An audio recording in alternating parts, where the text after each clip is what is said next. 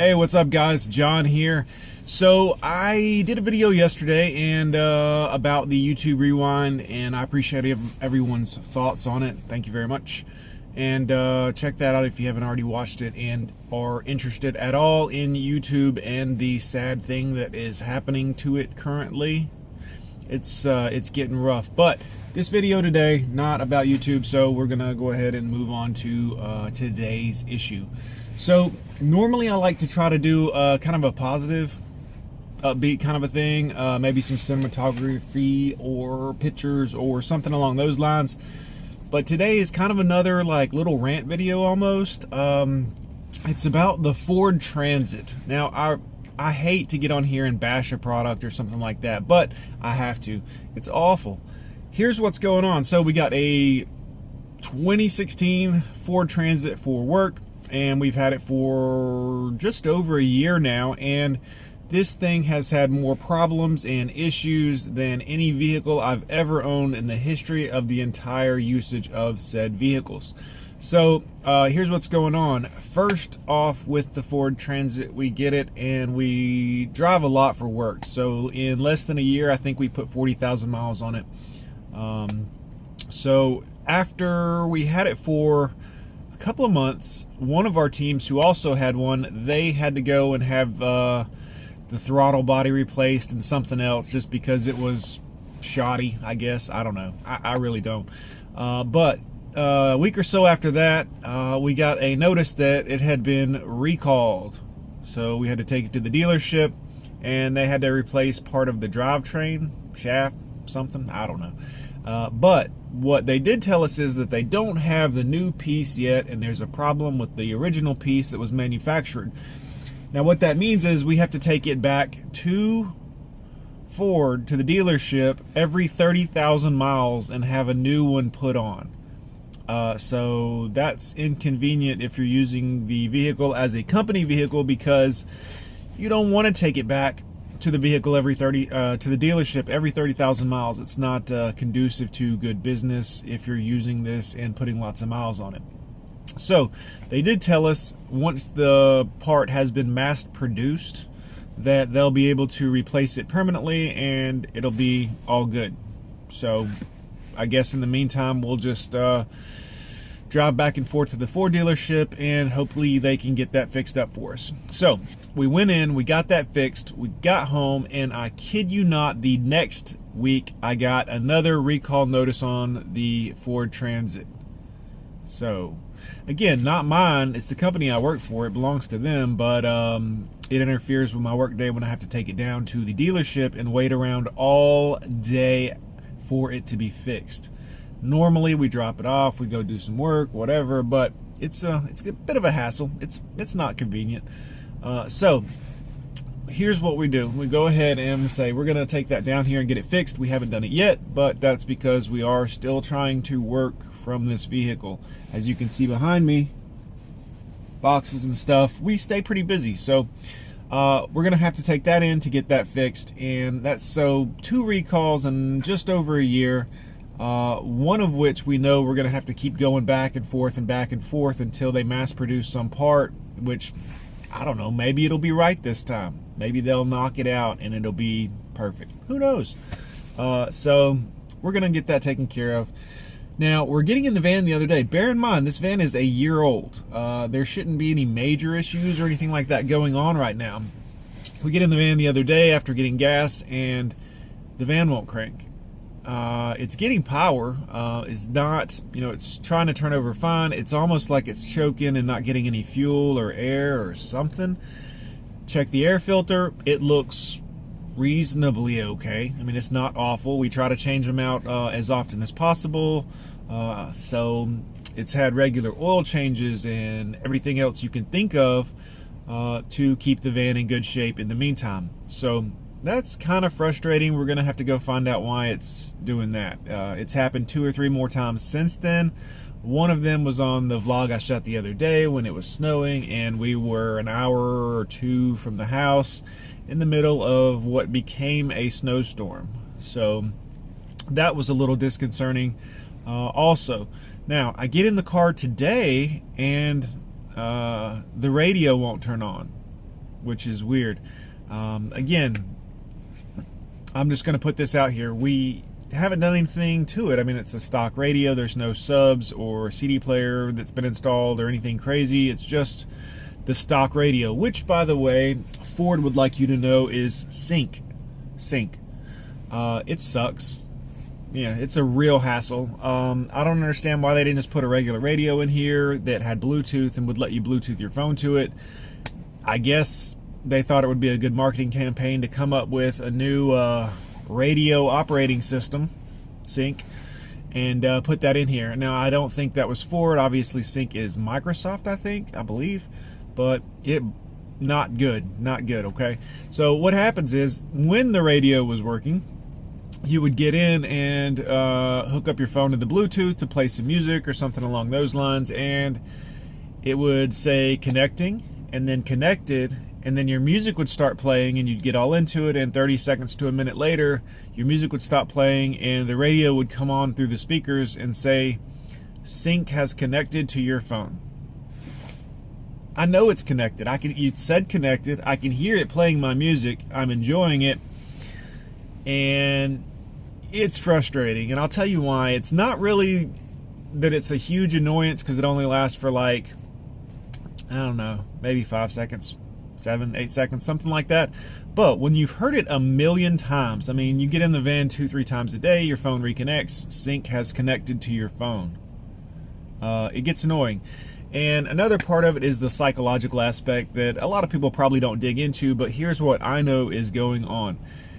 They're just repeating Sync to you over and over and over again to get it in your head and to get you to start thinking about it. So next time you buy something, you'll think, oh, I got to get that Sync.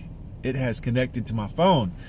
But the truth is, it's really off-putting. I will never, ever buy anything that says Sync on it again, Microsoft or anything like that, because it's frustrating. I mean, you don't need to continuously be reminded of that every time you're trying to hear some music or trying to just get in the car and go. It's like a little advertisement. Sync. It's connected to your phone. Sync. And they do it under the guise of telling you that 911 assist is turned off or something like that. You know what? Who cares? Shut up. Nobody cares.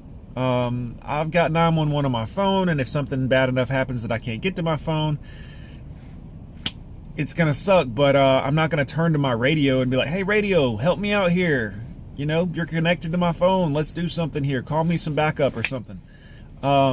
It's very frustrating. Now, so again, moving on, you can't connect the Bluetooth to the phone while the car is in drive as a safety precaution, which sounds like a great idea. However, if the phone is connected and you get in the car and you want to listen to something on your radio, well, you got to go through I think 2-3 menus on the Sync keyboard or screen, I guess you should say, with a little keypad down here, and hit 2, 3, 4 buttons to get your phone to connect after it's already connected, to play through that. Now, there could just be a button that says auxiliary or Bluetooth or whatever, that you press one button and it automatically says, oh, you want to play music from your phone.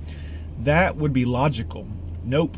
You need 3 or 4 different menus to go through and hit a lot of different buttons to say, please connect, I want a Bluetooth, and please connect to my phone. Yeah, and then you even have to select the phone that you want to connect to, even though your phone is connected to the car. It's crazy. And you can do all that while the car's in drive. So the whole safety thing that they did before, completely out the window. Completely. So that's only the first time that you connect your phone to the car that you'll have to go through and have it in park in order to pair your phone up with the car. Now, but again, every other time you want to listen to anything on your phone, you have to go through several menus to get to that. And again, very, very frustrating. Not to mention, then you've got to go into your phone and you've got to hit your music player, iTunes, whatever the hell it is, and select that you want to play a song. And you can hit, right, left, back, forward, whatever on the buttons on the steering wheel to go through your phone playlists. unless you're in an album folder, in which case it's only going to go through that particular album. So then you can use the other selection menus over here to kind of go through the folders you have on your phone. The only problem with that is, again, it's a safety issue. So the whole can't sync up Bluetooth while you're driving feature completely out the window, because now we're over here playing with this. I got to have my phone out and really kind of play with it a little bit. So not good, not good. Now, I feel like we've covered some ground here. I'm going to go ahead to the next Ford Transit issue that we have. Again, this is a 2016 Ford Transit. The insulation in the van is not good. Not good. It's, you know, even if you've got the heat on, you can feel some nice cold draft coming from underneath the front where your feet are. So again, I know that can't be perfect, and obviously with the tin shell, it's going to have some, you know, cold air present in the vehicle pretty much all the time, unless you've had the heat going for hours. So part of the problem I have with that is it's not sealed up very well at all. When the rain comes in pretty decently outside, it comes in inside. I don't understand.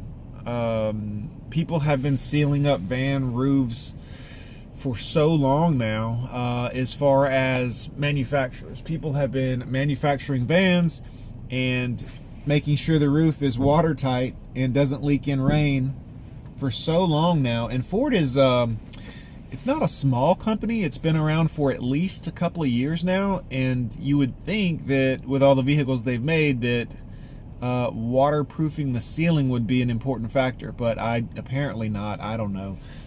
It leaks over here by this door. It leaks back there in the back by this door over here, and it's quite frustrating because we carry a lot of boxes and stuff for work, and it is always leaking in some water somewhere. Now, it's not like a torrent of water.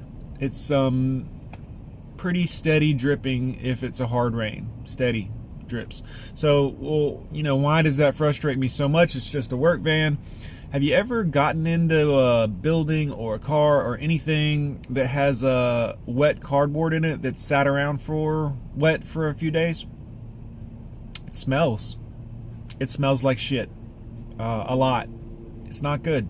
So we're kind of faced with, do we take everything out of the boxes and just let it leak all over the metal racks, which may or may not rust? I don't know.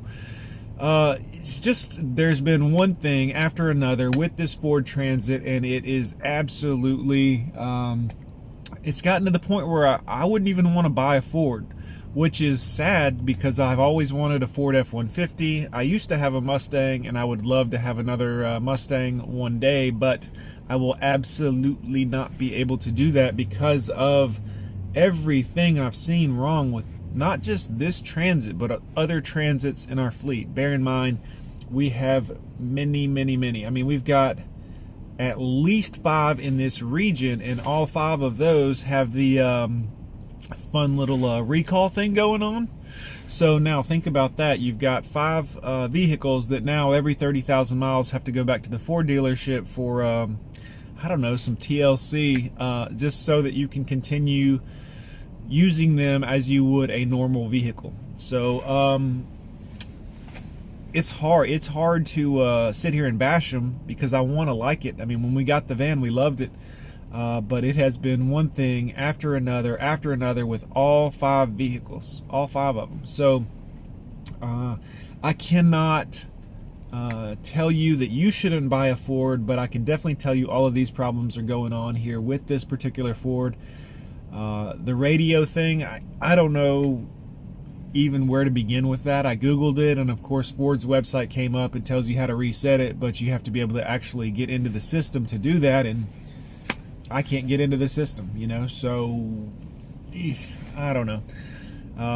I saw a couple of YouTube videos on it where they had like the radio thing taken out and pulled out, and I really don't feel like doing any hard electrical work with the vehicle that should be working still after a year and maybe 3 months. So I'm not going to do any of that. We'll let somebody else fool with that at the Ford dealership. I'm sure that's going to be another day, 2-3 day event to get that handled. So we'll have to see what happens with that. But this is what happens when I try to turn on the radio.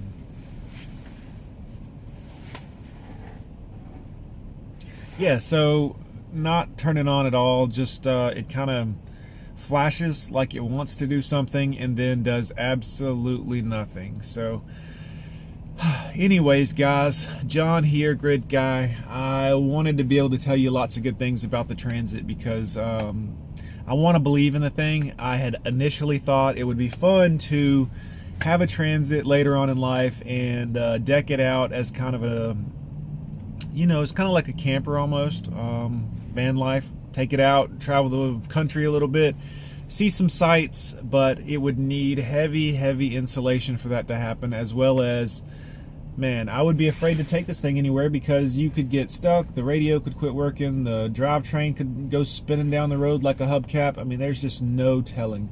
So, yeah, Ford, I don't know what you're doing, but you're ruining your brand. And I hate to see it because it used to really mean something here in America. So yeah, that's all I got today, guys. I will see you in the next video. Make sure to hit like, leave me a comment below if you've got a Ford and you've had a problem with it of any kind. I would love to hear about it down below in the comment section. Do appreciate all the comments you guys give me, and I love talking with you. Hit like, hit subscribe, share this video with a Ford owner, and have an awesome day, guys.